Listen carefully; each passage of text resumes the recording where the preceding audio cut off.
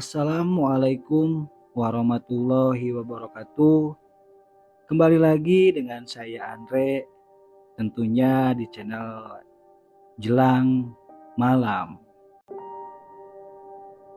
Di video sebelumnya, Jelang Malam menceritakan sejarah tentang leak dan calon arang yang saya ambil dari sumber Facebook Pengembara Misteri.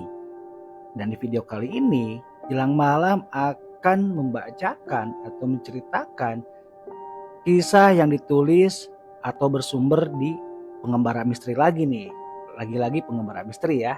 Jadi teman-teman kalau yang mau pengen langsung baca ceritanya, teman-teman tinggal kunjungi aja Facebook Pengembara Misteri.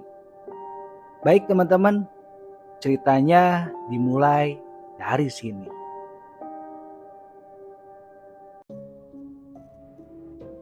Teror keranda belakang kosan dan kuntilanak di atas lemari. Awalnya tidak ada yang aneh dengan kosan yang saya huni, sampai kemudian rentetan kejadian aneh bermunculan. Sehingga akhirnya saya memutuskan untuk pindah kosan. Kosan khusus mahasiswa yang saya tempati tidak terlalu jauh dari Jalan Juanda, Ciputat Timur. Sebuah jalan yang macetnya bikin pusing 7 keliling. Letaknya masuk gang, samping kompleks perumahan. Kosan tersebut mirip rumah, terdiri dari 3 lantai. Lantai 1 dan lantai 2 berisi kamar-kamar ukuran 3 kali 2 meter. Lantai 3 merupakan loteng digunakan untuk menjemur pakaian. Kamar mandinya untuk lantai 1 ada 4, tetapi hanya 3 yang berfungsi. Lantai 2 juga ada 4, tetapi berfungsi semua.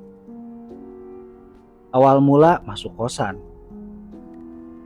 Rencananya saya akan tinggal di sekretariat organisasi mahasiswa Primordial. Itu sebabnya sebagai mahasiswa baru saya tidak terlalu pusing mau tinggal di mana. Selain itu kosan juga sudah pada penuh semuanya.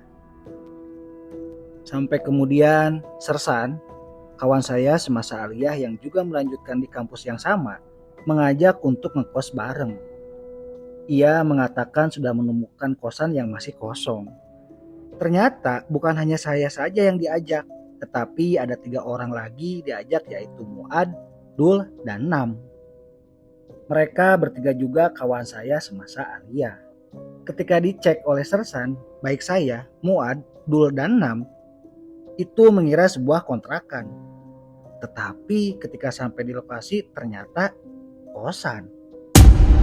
Setelah berdiskusi, akhirnya diputuskan kami sepakat untuk tinggal di kosan tersebut. Saat itu hanya tersisa 2 kamar kosong terletak di ujung, saling berhadapan. Satu samping gudang, satu samping kamar mandi. Untuk harga sewanya itu sekitar 500.000 per bulan. Untuk memudahkan, kami sepakat kamar samping gudang digunakan untuk menyimpan lemari, sementara kamar samping kamar mandi digunakan untuk tidur. Kamar samping belakangnya adalah gang buntu, lalu kamar samping kamar mandi belakangnya adalah rumah-rumah. Masing-masing kamar di kosan tersebut hanya terdapat 1 jendela, tetapi menghadap ke dalam, sehingga tidak ada cahaya masuk. Otomatis lampu harus menyala siang dan malam. Hanya kamar yang dekat pintu gerbang yang mendapatkan sinar matahari. Pemilik kosannya seorang bapak-bapak, ia tinggal di kecamatan sebelah. Nah, ia jarang sekali datang ke kosan. Ia hanya datang ketika menagih uang sewa saja. Alhasil, kondisi kosan pun tidak terawat dengan baik. Hubungan dengan tetangga kamar juga tidak berjalan dengan baik. Semua sibuk dengan kegiatannya masing-masing. Bahkan untuk sekedar bertegur sapa pun tidak. Ketika saya memutuskan untuk pindah pun, tetangga kamar pun tidak ada yang menanyakan. Padahal mereka melihat saya memindahkan barang-barang. Sersan yang awalnya mula mengajak untuk ngekos di tempat tersebut hanya bertahan selama 1 bulan. Ia memutuskan untuk laju bolak-balik Jakarta Pusat ke Ciputat. Sementara Dul dan Nam bertahan sampai semester 1 selesai. Mereka memutuskan untuk pindah. Sehingga hanya tersisa saya dan Muad. Kami menempati kamar samping gudang. Baru beberapa minggu semester 2 berjalan. Datanglah pandemi COVID-19. Perkuliahan pun dilakukan secara online dan kami pun kembali ke daerah asal. Oke, lanjut. Kembali ke kosan. Setelah 2 tahun lamanya perkuliahan dilakukan secara online, 6 pertengahan kuliah mulai bertahap normal. Saya pun kembali ke Ciputat. Berhubung bingung mau tinggal di mana, saya memutuskan untuk kembali ke kosan lama di kamar samping gudang sendirian.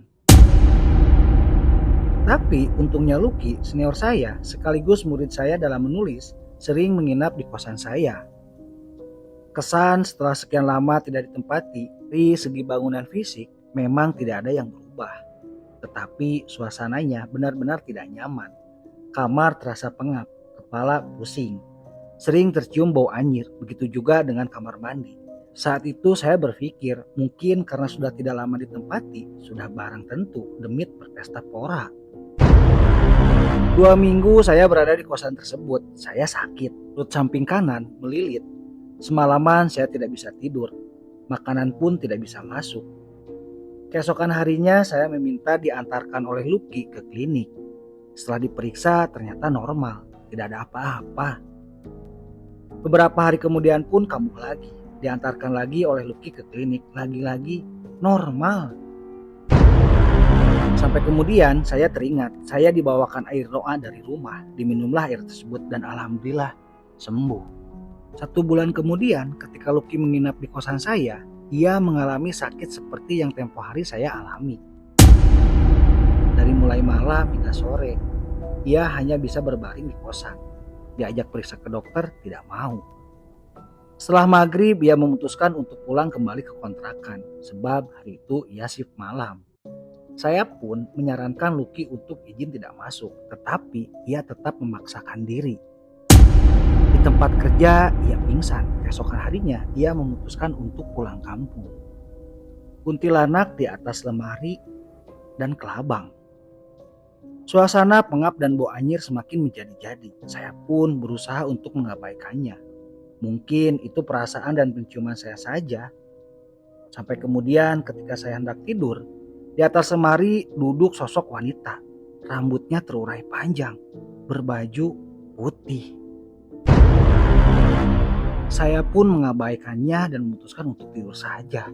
Saya sendiri sering menemukan beberapa helai rambut panjang. Setelah saya telisik, itu bukan rambut saya. Saat itu rambut saya memang gondrong. Kemudian 2 kali saya menemukan kelabang di kamar kosan tersebut.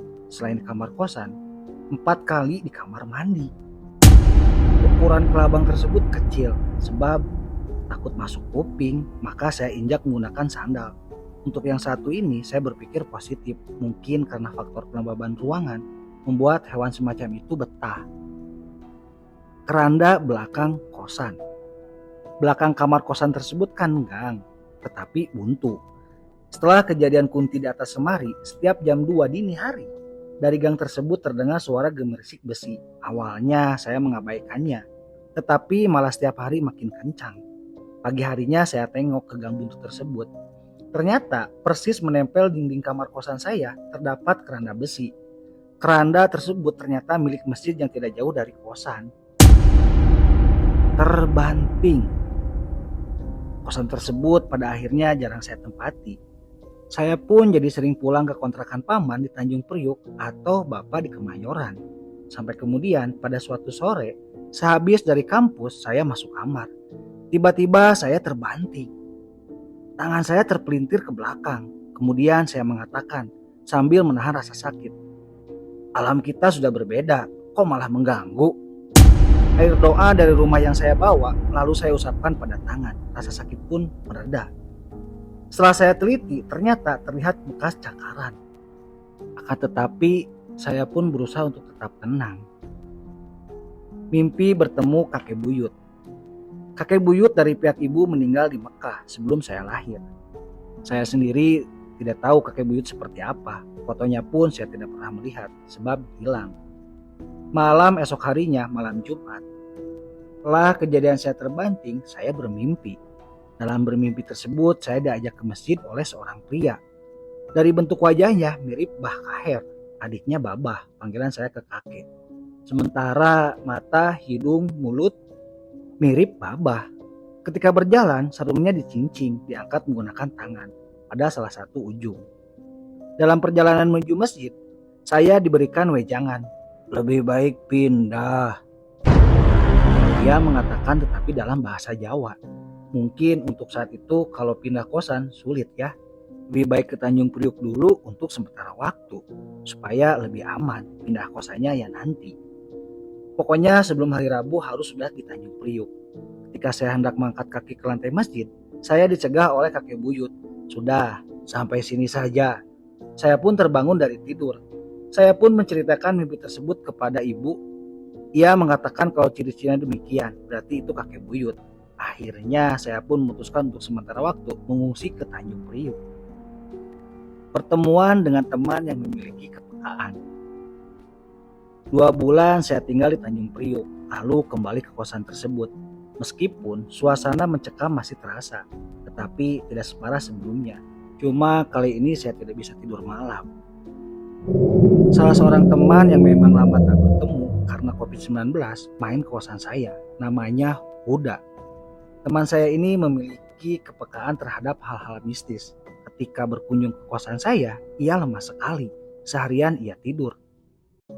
Padahal ia orangnya sangat rajin. Ia pun mengatakan bahwa ada yang aneh dengan kosan saya. Ia pun menyarankan agar mencari kosan lain. Sama seperti saya, ia pun mencium bau anyir dan merasa pusing. Cukup sering main ke kosan saya, bahkan sering menginap. Tetapi setiap kali ke kosan saya, ia malah tepar. Ia pun menceritakan bahwa setiap kali tidur di kosan saya, selalu mengalami mimpi basah. Kemudian Huda pun membantu saya untuk mencari kosan baru. Ia juga yang membantu memindahkan barang-barang.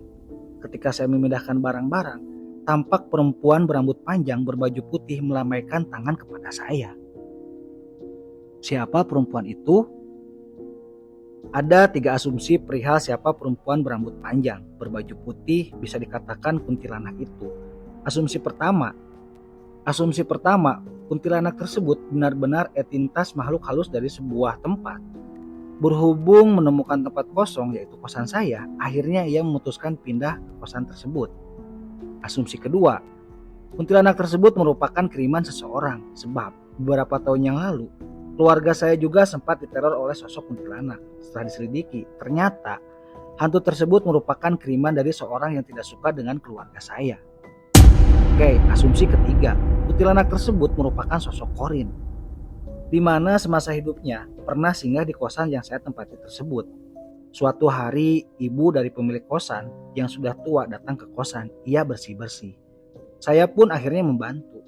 Ia mengeluhkan perihal anaknya yang tidak mampu merawat dengan baik kosan yang diwariskan olehnya. Ibu pemilik kosan tersebut bercerita bahwa dulu ia bekerja di Kementerian Ketenagakerjaan. Tempat tersebut kemudian dibeli oleh dirinya. Awalnya sih tidak dijadikan kosan mahasiswa, melainkan digunakan untuk tempat tinggal sementara. Mereka yang pulang dan akan berangkat bekerja di luar negeri. Dari situ saya mendapatkan penjelasan tidak langsung siapa sosok tersebut. Kuntilanak tersebut juga hendak bercerita kepada saya siapa dia sebenarnya. Namun sebelum ia akan menceritakan, saya sudah pindah kosan. Lagian juga saya malas, sebab pastinya minta macam-macam, minta diantarkan pulang lah, kan seram ya. Sekian cerita dari kosan angker ya, bisa dibilang ini kosan angker. Diteror sama sosok rambut panjang. Asumsinya dia bilang kuntilanak dan teror keranda di belakang kosan ya. Ternyata setelah dicek bahwa ada penyimpanan keranda yang memang di belakang gang buntu itu karena berdekatan dengan masjid gitu. Ini luar biasa ya, cerita pendek horor misteri dari pengembara misteri. Baik teman-teman, ini pesan moralnya adalah jadi kita kalau mau cari rumah, cari tempat tinggal atau kos-kosan, ya tanya-tanya dulu lah sebenarnya gitu kan. Apalagi kalau misalkan dengan harga yang tidak normal ya, beda dengan harga pasaran pada waktu zaman tersebut atau pada waktu itu.